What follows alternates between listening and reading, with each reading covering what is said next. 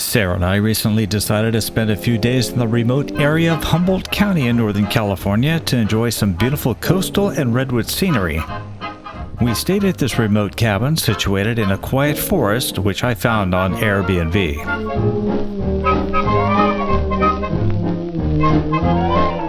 On our last full day, we rolled into Ferndale and both fell in love with this charming community with its well-kept Victorian homes. On this episode of History Hunters, we'll show you what we found in Ferndale and take you into the fascinating cemetery on the side of the hill overlooking the town. We'll also tell you about the Hollywood movies filmed here, and of course, we'll throw in some history here and there.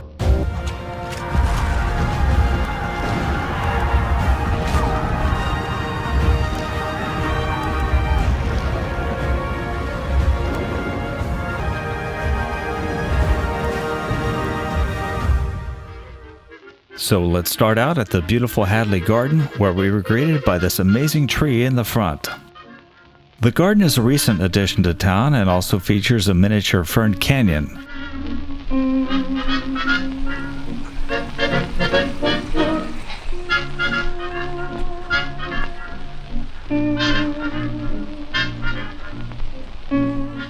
Clovers, they're giant. See how big they are? And did you see, look at this, there's this interesting flower over there. This one here? Yeah, look at that one. I took a picture of that one.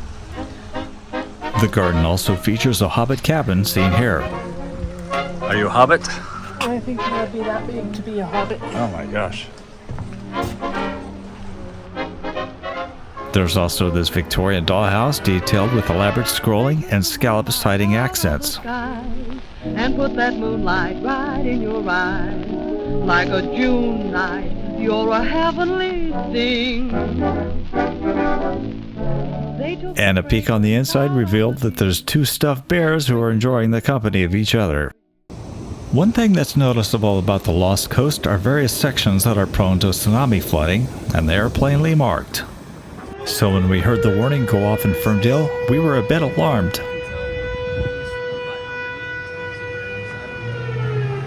The locals weren't panicked and told us that it goes off every time there's an emergency in town. There are quite a few grand churches in Ferndale, including the Church of Assumption, which dates back to 1896.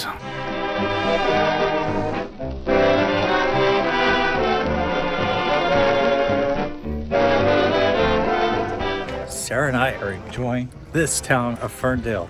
This town of Ferndale.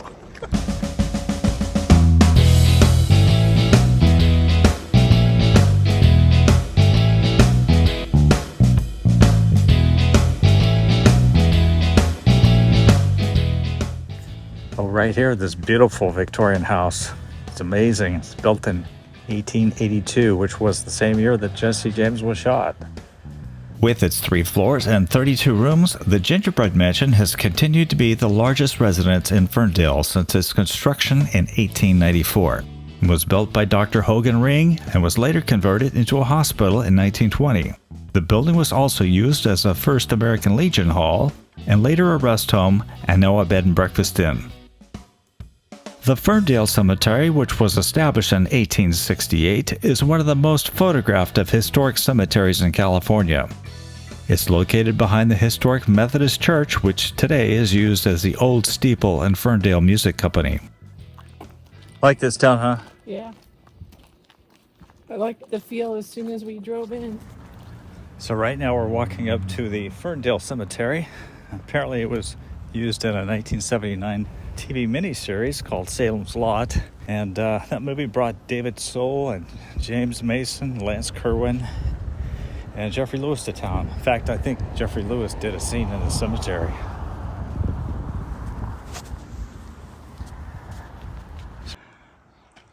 Shaw.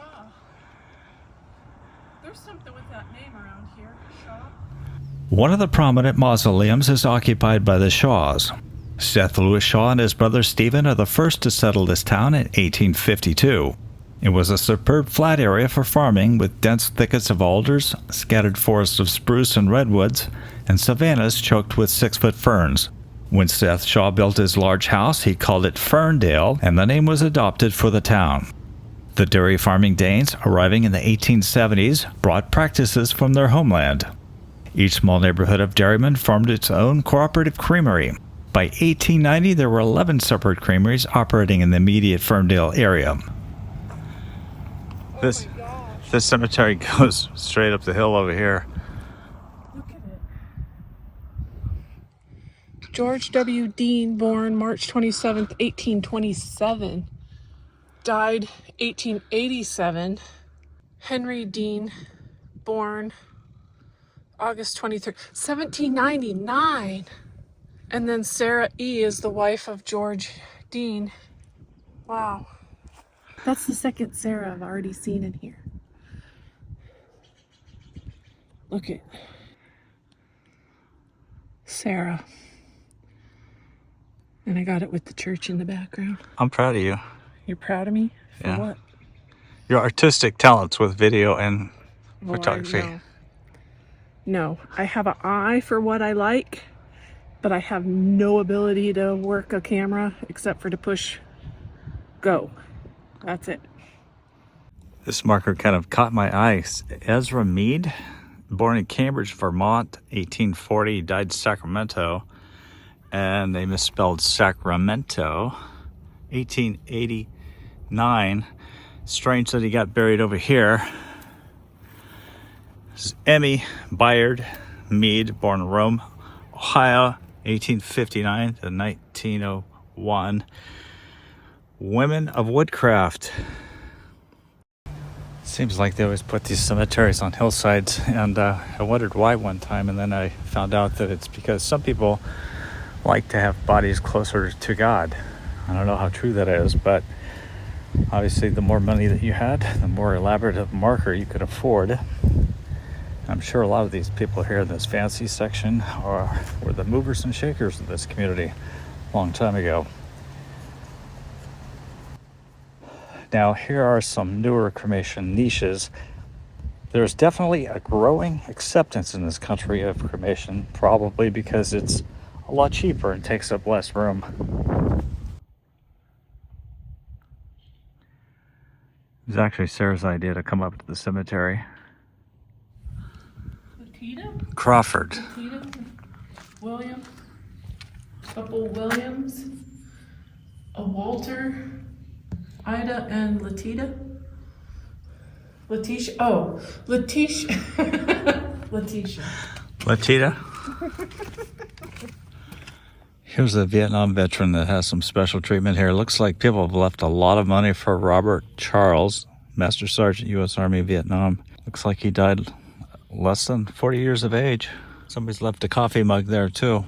There's also a U.S. Congressman, Don Clausen, who's buried here. We're going to try to find his grave.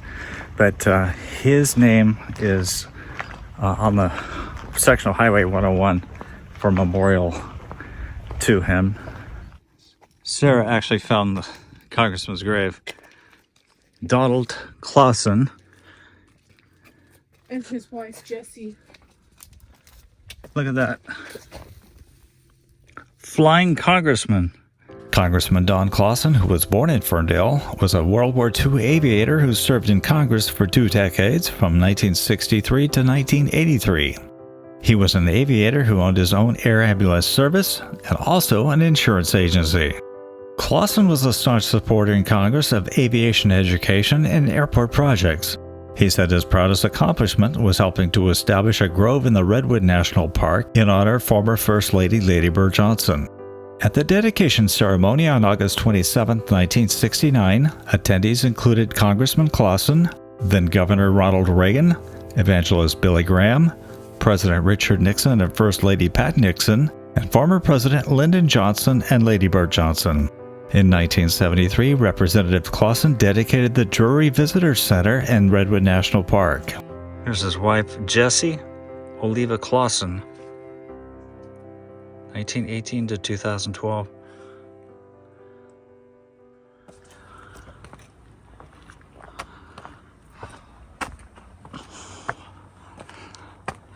Can you make it?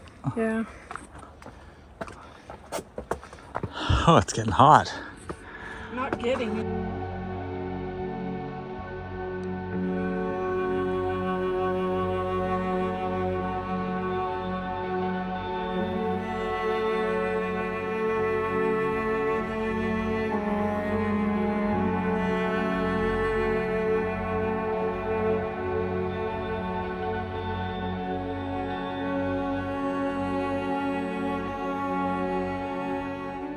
This grave plot for Annie B. Peterson, born in 1869, died in 1913, is marked with a bunch of little small markers.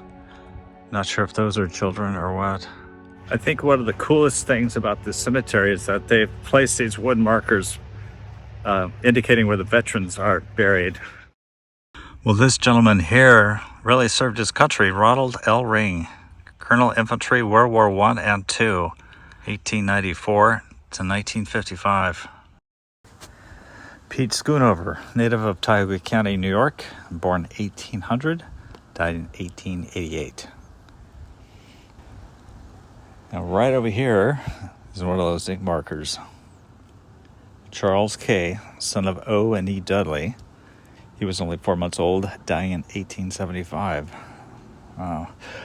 Now, rest assured, these zinc markers, I've seen a million of them. They always look like they're brand new. They never degrade over time.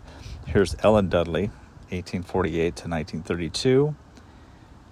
And here's Orrin Dudley. He died 1889, 55 years old, native of Reedfield, Maine. Any of my viewers ever heard of that town? I found at least 5 Sarahs. 5 of them. A lot. It's a name that stands the test of time.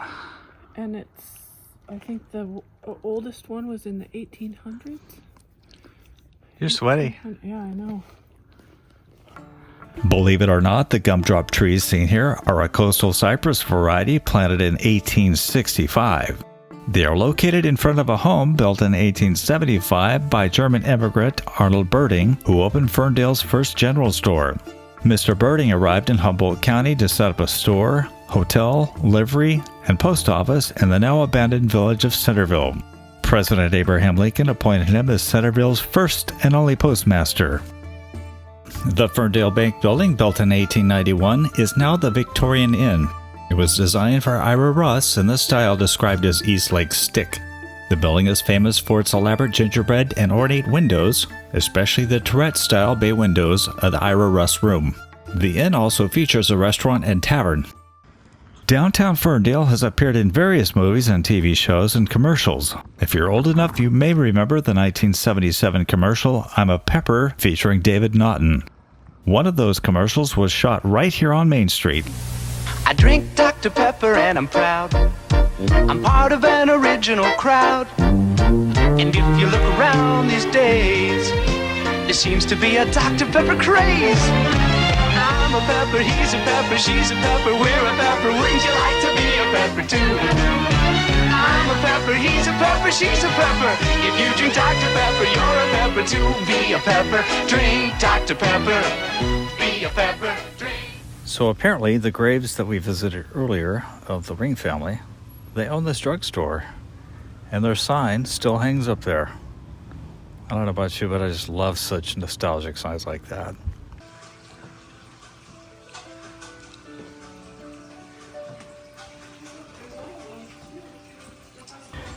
So I just spoke to the gentleman here at the Ferndale Emporium, and he told me exactly where they filmed the movie The Majestic.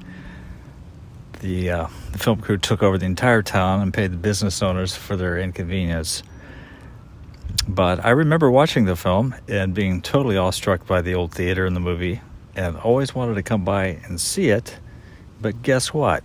It was a fake building, totally manufactured right there across the street in the city parking lot. They worked their Hollywood magic. So disappointing. Apparently some in the town wanted them to leave it up, but apparently it was falling apart and probably a big liability, so it came down.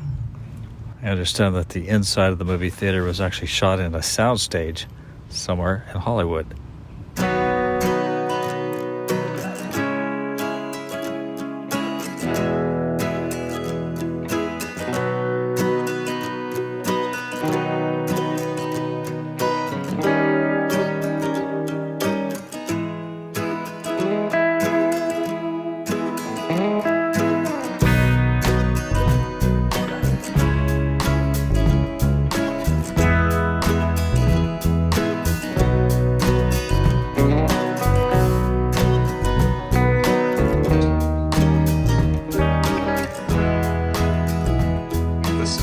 definitely old.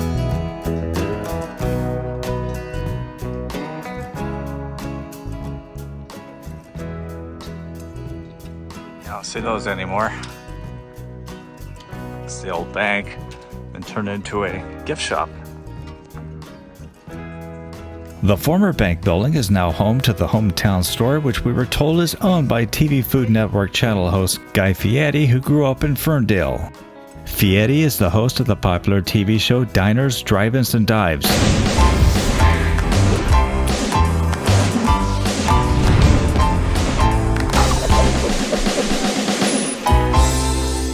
This has to be the original floor of the bank too. And Sarah just pointed out how they use the teller cages, the windows here, still are here.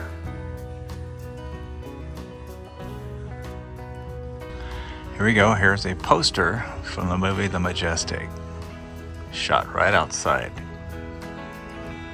Right out there. For those of you who are fans of Guy Fieri, this is a corner that has a bunch of his stuff. He actually grew up in Ferndale. You can actually be him for Halloween with this mask. And here are some autographed knives. And I'm pretty sure those are original signatures. It also looks like he personally signed these boxes of Funko Pop icons. Speaking of signatures, Sarah left a message on the store's guestbook register. Here's the vault to the bank. No longer used, of course. Maybe it is. But right up here is a poster for Joe Dirt, 2001. Apparently this fictional Silvertown scenic beauty is established with a shot above Ferndale's Birding Street. Joe exclaims, "Whoa, look at that town, it's pretty." Whoa! Look at that town, Meteor. That's pretty. I bet people in a town like that will be nice to us. So, David Spade. Also, the movie Outbreak was filmed here with Dustin Hoffman, Rene Russo, and Morgan Freeman. I've never seen the movie. Might have to now. The 1994 filming of the Warner Brothers film Outbreak saw Ferndale invaded by the military. Helicopters landed on Ocean Avenue and Main Street. It seems that every town across the country has an International Order of Oddfellows Hall, the Red Building, and next to it, a building dating back to 1893. Oh, and I spotted the Ferndale Repertory Theater down there. Here's the real theater, and look, you don't see these box offices hardly anymore. It's not used in the movie, but that's pretty cool. 2 tickets to Majestic, please. It's really hard to fathom the detail that they put into these buildings and these facades so long ago.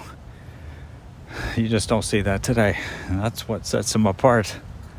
We jumped in Sarah's Subaru and made our way past farms west on Centerville Road to the Pacific Ocean.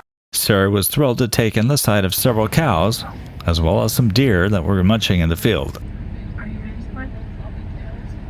It's a mom. That's the baby that you're pointed at. That's the mom. And then keep going to the right. Here comes the other baby.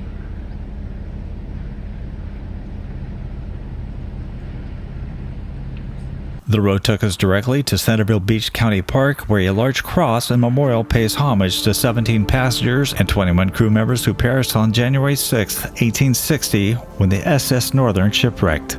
Owned by the Pacific Mail Steamship Company, the vessel launched from San Francisco intending to carry mail and 128 persons as far north as British Columbia. But near Cape Mendocino, the ship was dashed against the rocks and wrecked near Centerville Beach, where bodies washed upon this same shore. In 1921, the Ferndale Parlor of the Native Sons of the Golden West placed a cross and marker on a hill overlooking Centerville Beach. Buried nearby were the victims of that shipwreck. That first marker was toppled in the 1992 Cape Mendocino earthquakes, so a new marker was placed on the beach and rededicated in 1995.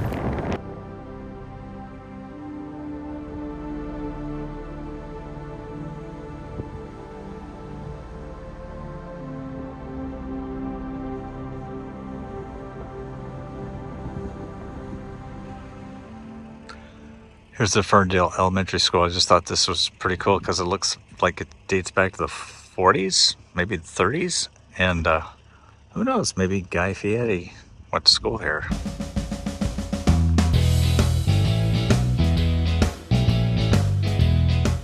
So this is going to wrap up our visit here to Ferndale. I hope that you enjoyed what we had to show you. If you could leave us a comment, that would be greatly appreciated. It always helps with the algorithm. Give us a thumbs up and subscribe to History Hunters. Thank you so much.